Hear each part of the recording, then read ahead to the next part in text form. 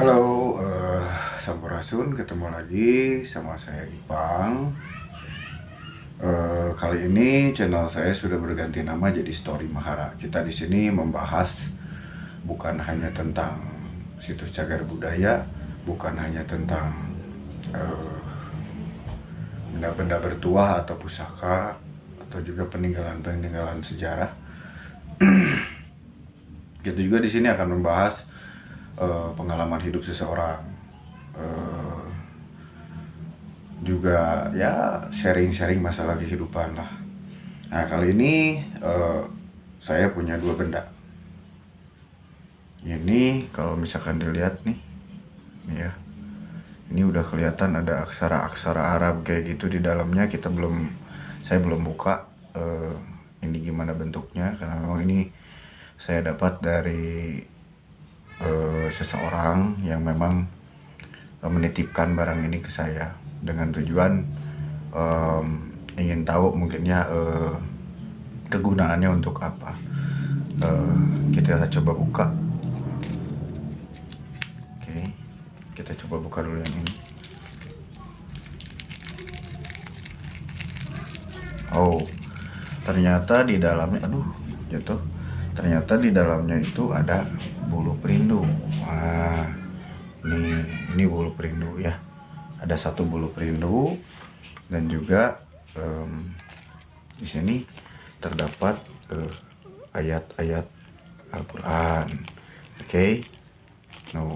Kayak gini. Ya mungkin dimaksudkan ini adalah akulturasi daripada kepercayaan adat Indonesia, dan juga ilmu hikmah dari keislaman, agama Islam. Nah, ini kita tidak bisa sebut sebagai barang pusaka atau barang keramat karena memang ini dibuatnya baru. Ya paling kita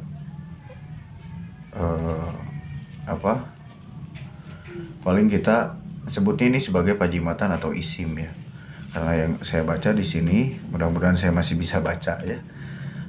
Ayat Al-Qur'annya di sini, Allahu la ilaha illa huwal hayyul qayyum. Nah, kalau di sini udah jelas ini ayat kursi. Berarti ini lebih kepada penjagaan diri terhadap dari serangan-serangan yang berbau gaib, entah itu santet, pelet, dan lain-lain. Tapi ada baiknya bahwa untuk orang-orang yang beragama Islam tidak harus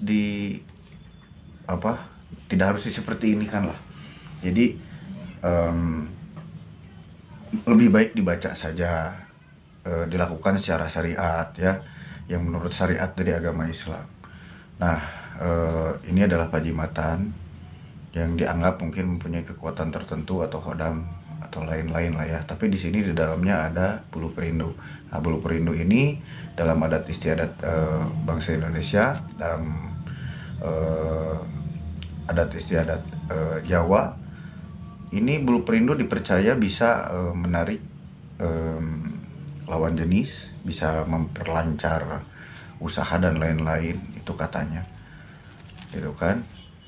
Tapi saya tekankan, kalau misalkan kita ingin dilindungi dari segala perbuatan jahat orang lain, sebetulnya ini tidak bisa dijadikan media menurut saya, ataupun dari jin dan lain-lain. Kalau hanya disimpan saja, lebih baik dibaca Al-Qur'annya dibarengi dengan sholat, dibarengi dengan puasa-puasa sunat dan lain-lain.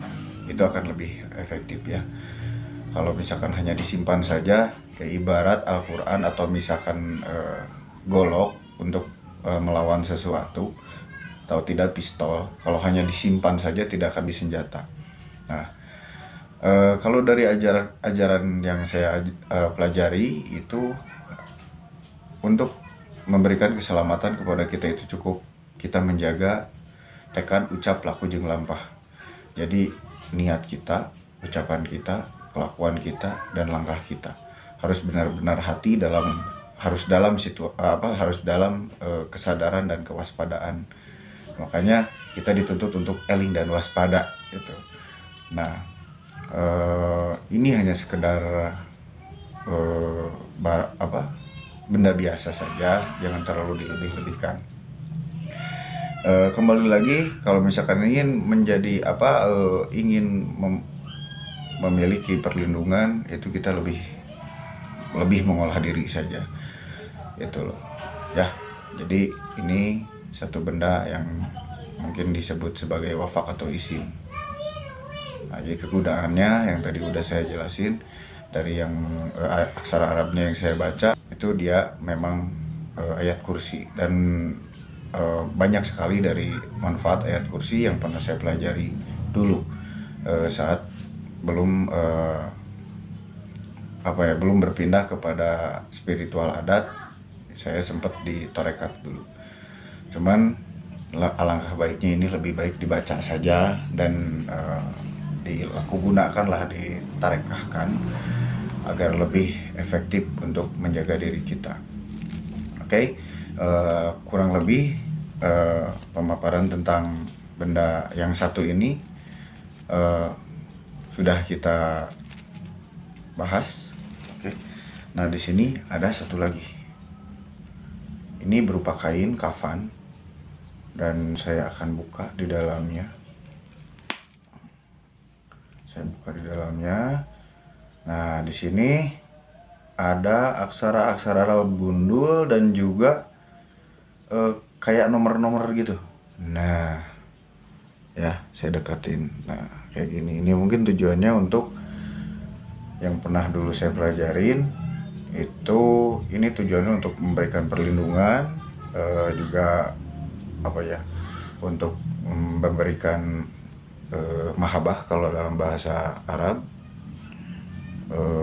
Mahabbah itu daya tarik atau pemikat di sini ya. Oke. Nah, ini pun sama kelasnya, kelas pajimatan atau isim yang sering dikenal sebagai, ya, di sebagian wilayah di Indonesia disebutnya ini adalah isim.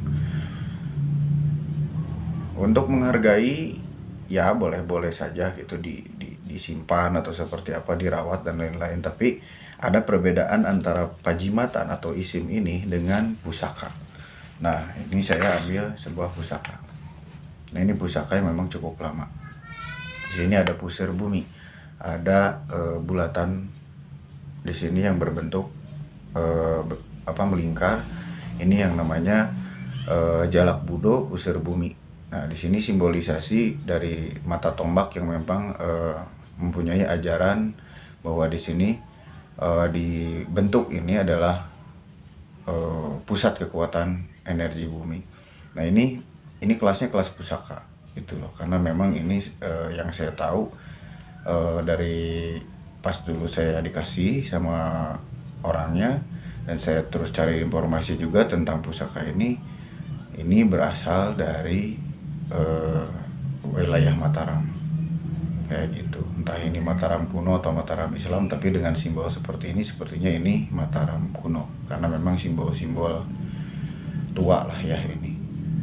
Nah, ini contoh, ini pusaka. Nah, kalau pusaka ini karena memang prosesnya kayak misalkan tadi isim itu dilakukan, ada laku-laku tertentu yang memang sesuai syariat. Tapi memang kalau misalkan kita perbincangkan lagi dengan yang lain, pasti punya versi lain lagi. Saya sih menerima semua pendapat ya, tapi saya lebih memegang benda-benda seperti ini karena memang punya nilai dan nilai esensi gitu kan, dan juga ini lebih menarik gitu buat saya kaji gitu, karena ini sebagian daripada ajaran, dari bentuknya, dari simbolnya itu saya bisa sedikit membaca lah gitu, jadi yang kita baca bukan cuma buku aja, jadi berupa pusaka pun kita akan membaca ini tujuannya untuk apa dan kegunaannya untuk apa. Nah, ini biasanya dipegang, meskipun sekecil ini biasanya ini dipegang oleh para pemegang kekuasaan, karena memang dari pamornya ini di sini ada kinatah yang melingkar pusir bumi itu gitu. Nah, ada juga yang bilang bahwa ini adalah simbolisasi dari angin, entahlah gitu kan seperti apa, yang pasti ini kelas pusaka, dan ini dibuatnya itu dengan menggunakan ritual-ritual tertentu. Nah, adapun energi, semuanya pasti ada energinya gitu. Kalau yang memang bahan bakunya itu dari alam seperti ini, besi, dan dicampur dengan baja. Mungkin bajanya pas pertama kali saya dapat ini warnanya warna agak sedikit putih. Cuman kalau sekarang karena saya nggak ngewarang gitu, nggak ngebagusin si pusaka ini, akhirnya jadi hitam kayak gini. Tapi yang saya bikin asiknya itu si wanginya itu dari dulu sampai sekarang nggak pernah berubah gitu. Si apa ini, jalak budo, yang dibilangnya jalak budo atau betok atau entah apalah gitu, tapi ini memang mata tombak itu. Nah, kayak ginilah ya. Jadi mudah-mudahan bisa bermanfaat dari apa yang saya paparkan. Nanti setelah ini akan ada video pemaparan tentang benda-benda bertuah lainnya. Itu ada perbedaan antara isim dan juga pusaka. Nah, kalau ini memang laku dari si empunya pasti puasa dulu, ritual dulu dan lain-lain. Tapi kalau misalkan ini biasanya ditulis di malam-malam tertentu dan juga puasa gitu kan, tapi tidak sampai 40 hari biasanya kalau benda-benda seperti ini. Bisa juga yang ngededak langsung bikin kayak gitu mungkin ya.